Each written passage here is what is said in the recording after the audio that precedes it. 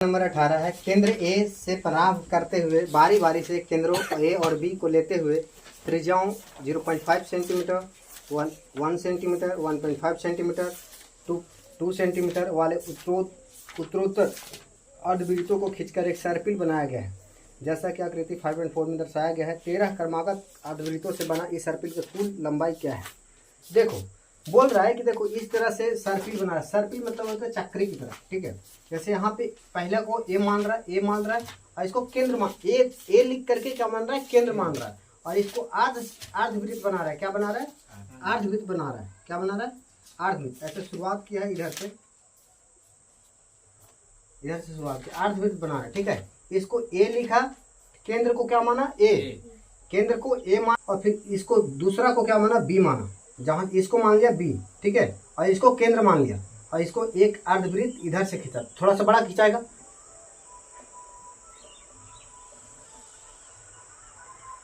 इसी तरह से अर्धवृत्त क्या किया? खींचते जा रहा है। और कितना अर्धवृत्त खींचा है? 13 अर्धवृत्त खींचा। जैसे देखो, एक अर्धवृत्त, 2 अर्धवृत्त, 3 अर्धवृत्त, हाँ, 4 अर्धवृत्त। इसी तरह से कितने अर्धवृत्त हैं? 13 हैं। कितने हैं? 13 हैं, ठीक है। कितने हैं? और प्रत्येक अर्धवृत्त का त्रिज्या दिया है। जैसे पहला का है 0.5, दूसरा का 1, तीसरा का 1.5 और चौथा का है 2। इसी तरह से त्रिज्या बढ़ते जाएगा। जैसे पहला का कितना है? 0.5 त्रिज्या है। यहाँ से यहाँ कितना है? 0.5 है। तो बताओ कि इसका त्रिज्या यहाँ से नाप जाएगा बड़ा वाला को, यहाँ से यहाँ तक त्रिज्या होगा तो 0.5 इधर भी होगा ना, 0.5 इधर भी और 0.5 तो कितना होगा? 1 हो जाएगा। और इसमें 0.5 फिर जोड़ जाएगा तो 1.5 हो जाएगा, फिर 1.5 जुड़ जाएगा तो 2 हो जाएगा। अरे हो जाएगा ना। देखो पहला जो अर्धवृत्त है इसका त्रिज्या है 0.5, ठीक है। और फिर जो दूसरा है वो कुछ इस तरह से है। तो देखो इसको केंद्र माना है, ये इसका अर्धवृत्त का क्या है? केंद्र है। और केंद्र से ही तो इसको त्रिज्या बोलते हैं। यहाँ से यहाँ भी तो क्या है? त्रिज्या है। यहाँ से भी क्या है? 0.5 है।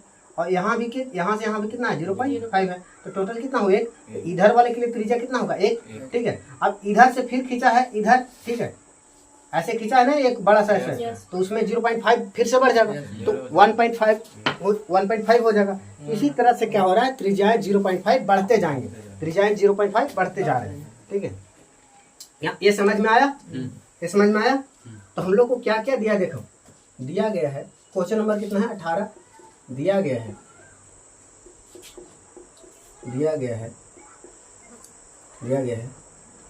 R बराबर 0.5 सेंटीमीटर, ठीक दिया है ना। R2 बराबर दिया है 1 सेंटीमीटर, ठीक है। 1.0 सेंटीमीटर यानी कि 1 सेंटीमीटर, ठीक। R3 कितना दिया है? R3 दिया है 1.5 सेंटीमीटर, ये दिया है। इसी तरह से चलते जाएगा भाई। R4 कितना हो जाएगा? 2 सेंटीमीटर, ठीक है। ये हम लोग को दिया है। हम लोग क्या करेंगे कि मान लेते हैं कि इसका लंबाई कितना है। जैसे मान लिए कि ये जो अर्धवृत्त का लंबाई है, पहला का जो अर्धवृत्त है इसका लंबाई L है। L इसलिए माने कि लेंथ होता है, लंबाई को हम लोग क्या लिखते हैं? लेंथ, ठीक है। इसीलिए पहला लेटर L ले लिया, ठीक है। तो मान लिए कि ये अर्धवृत्त का जो मतलब परिमाप है, अर्धवृत्त का परिमाप है वो क्या है? L है। कितना है? यही तो दूरी, यही तो पूछ रहा है ना कि टोटल कितना लंबाई है। ये जो लंबाई है ना पूरा ऐसे ये कितना लंबा है, कितना लंबा है, यही इसी का पूछ रहा है। तो मान लिया कि यहाँ से यहाँ कितना L है? L1 है। यहाँ से यहाँ कितना है? L2 है। और यहाँ से यहाँ क्या है? यहाँ से यहाँ क्या है? सॉरी, यहाँ से यहाँ क्या है? L3 है। और ये वाला क्या है? L4 है। इसी तरह से चलते जाएगा कितना? 13 बार। तो L 13 तक जाएगा। कितना तक? 13 तक, ठीक है। पहला को मानिए L1, दूसरा को मानिए L2, तीसरा को मानिए L3 और चौथा को मानिए L4, ठीक है। क्या मानिए? L4। इसी तरह से चलते जाएगा और कितने लंबाई तक जाएगा? 13 तक। यानी कि 13 ऐसे अर्धवृत्त है ना, बोला है कि कितने अर्धवृत्त हैं? 13 अर्धवृत्त है, ठीक है। तो मान लिया, यहाँ पे लिख देंगे, माना कि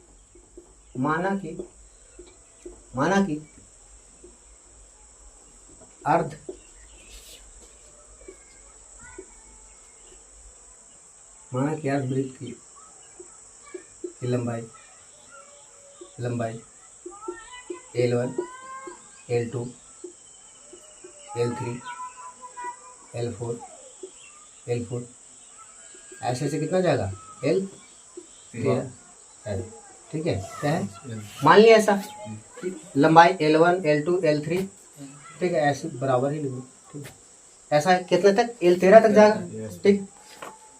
अब हम लोग निकाल लेंगे और दिया हमको है त्रिज्या दे चुका है, ठीक है, तो हम लोग क्या इसका अर्धवृत्त का परिमाप निकाल सकते हैं क्या, अर्धवृत्त का परिमाप, अर्धवृत्त का परिमाप क्या होता है, पाई आर होता है, सिर्फ पूरा वृत्त का परिमाप होता है 2 पाई आर, तो अर्धवृत्त का मतलब आधा, तो यानी कि अर्धवृत्त का परिमाप का फॉर्मूला क्या होता है, पाई आर, ठीक है। तो हम लोग इसको निकाल लेते हैं, जैसे यही ना पूछ रहा है कि कितना लंबाई है, सबको जोड़ने पर कितना लंबा आ रहा है, लेंथ इसका कितना आ रहा है, जो सर्पिल की तरह बना रहा है ऐसा, तो ये कितना लंबा है, तो बताओ कि ये अर्धवृत्त है, ये भी अर्धवृत्त है, ये भी अर्धवृत्त है, ये भी अर्धवृत्त, ऐसा कैसे कितना है, 13 है, ठीक है। तो सभी अर्धवृत्त का हमको जोड़ देंगे, जो लंबाई होगा अर्धवृत्त का, जो सभी अर्धवृत्त का लंबाई अगर हम जोड़ देते हैं, यानी कि अर्धवृत्त का परिमाप जोड़ देते हैं, तो क्या आ जाएगा, इस सर्पिल का लंबाई आ जाएगा पूरा का। समझ लो बात को, ध्यान दो, हमको पूछ रहा है कि पूरा का लंबाई कितना है, ये जो लंबा कितना है, ठीक है। देखो ये आधा वृत्त है, ये आधा वृत्त है, ये आधा वृत्त है और ये भी आधा वृत्त है, इसी ऐसे ऐसे 13 अर्धवृत्त है। तो सभी 13 अर्धवृत्तों का अगर हम लोग परिमाप निकाल के जोड़ दें तो हम लोग को पता लग जाएगा कि हाँ ये कितना लंबा है, ठीक है। अर्धवृत्त का मतलब यही, परिमाप तो यही तो होता है, लंबाई ही तो बताता है परिमाप, समझ में आ रहा है, ठीक है। तो हम लोग क्या निकालेंगे, अर्धवृत्त का परिमाप निकालेंगे, ठीक। देखो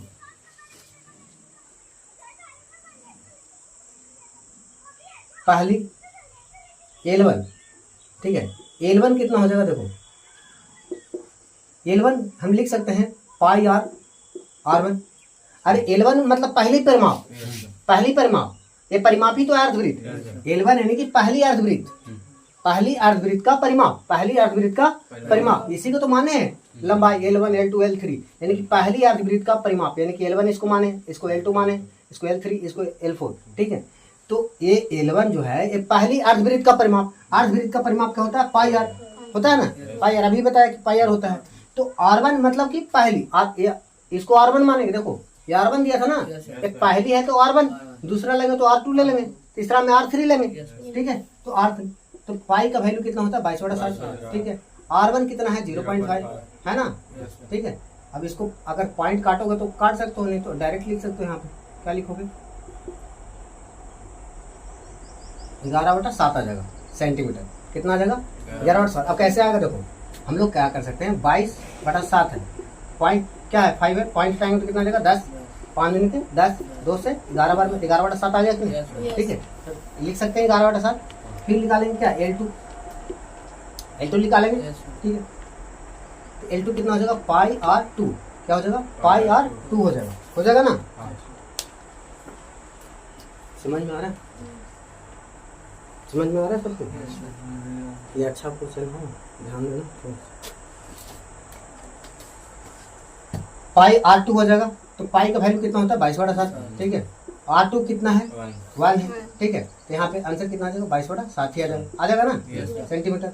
इसी तरह से L3 निकालेंगे, ठीक है, तो कितना हो जाएगा पाई R3, ठीक है, पाई R3, तो पाई का वैल्यू कितना होता है 22/7 और R3 कितना है 1.5 है ना, 1.5, ठीक है।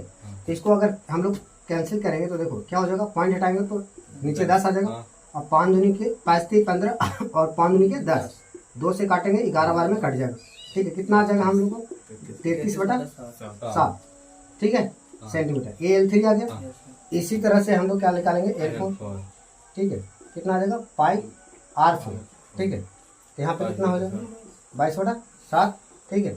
R4 कितना है 2, कितना है 2, तो यहाँ पे हो जाएगा कितना 44/7 सेंटीमीटर। इस तरह से हम लोग को चार जो लंबाई है वो निकल चुका है, लेकिन हम लोग कितना तक बोला है 13 तक। तो एक तो तरीका है कि हम लोग निकालते जाए 13 तक, लेकिन हम लोग जब एपी पढ़ रहे हैं, अर्थमेटिक परफोर्मेशन पढ़ रहे हैं, समांतर श्रेणी पढ़ रहे हैं, तो हम लोग को फॉर्मूला से यूज करेंगे। अतः प्राप्त इससे प्राप्त एपी क्या है 11/7, 22/7, 33/7, 44/7, इसी तरह से होगा, ठीक है, इसी तरह से होगा, ठीक। तो हम लोग को क्या क्या इससे क्या क्या हम लोग को मिल ए मिल गया हम लोग को 11/7, ठीक है। डी मिल गया कितना 22/7 माइनस 11/7, ठीक है। कितना आ गया 22 माइनस 11 यानी कि कितना आ गया 11/7, ठीक है। डी आ गया 11/7। हम लोग को और क्या दिया है, कितने पद तक निकालना है, कितने अर्धवृत्त है 13 अर्धवृत्त है। कितने अर्धवृत्त है 13।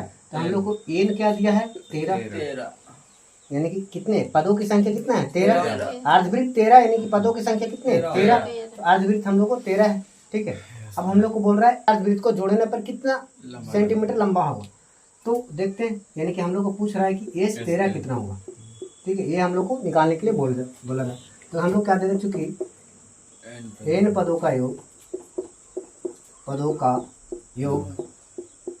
क्या होता है n/2 into 2a plus n - 1 into D, ये होता है ना।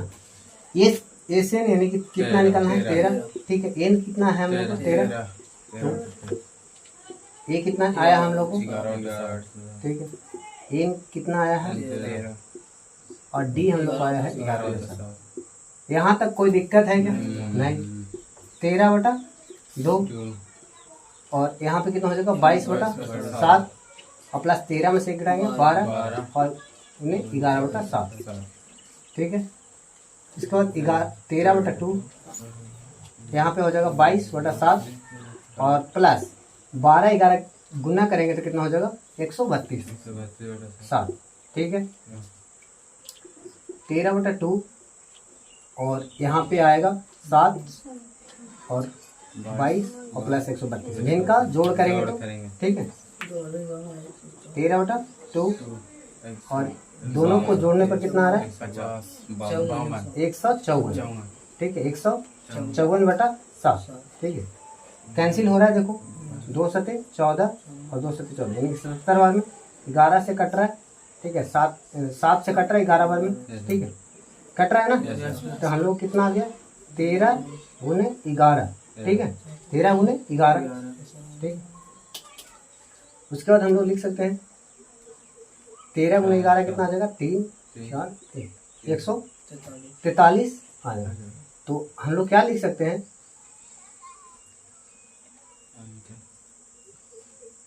क्या पूछ रहा था लंबाई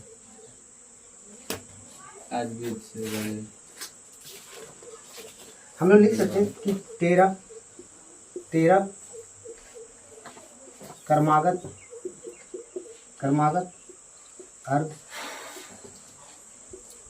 वृत्तों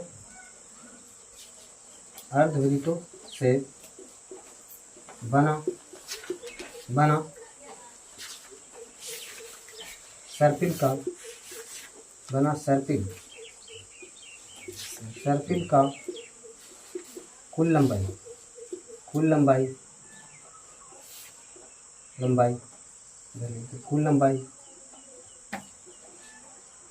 कितना है 143 सेंटीमीटर, ठीक है। हम लोग को दिया था कि एक इस तरह से सर्पिल है बनाया गया है, सब ए को मान लिया और सेंटर मान लिया, इसको केंद्र मान लिया, ठीक है। दूसरा सर्किल ऐसे बनाया और यहाँ पे बी को सेंटर मान लिया। तीसरा सर्किल ऐसे बनाया और इसको सेंटर माना, ठीक है। सी को क्या कर लिया सेंटर मान लिया यहाँ पे, ठीक है। इसी तरह से कितने अर्धवृत्त बनाया था 13 अर्धवृत्त बनाया था और सभी अर्धवृत्त का क्या कर रहा था लंबाई हम लोग से पूछा था, ठीक है।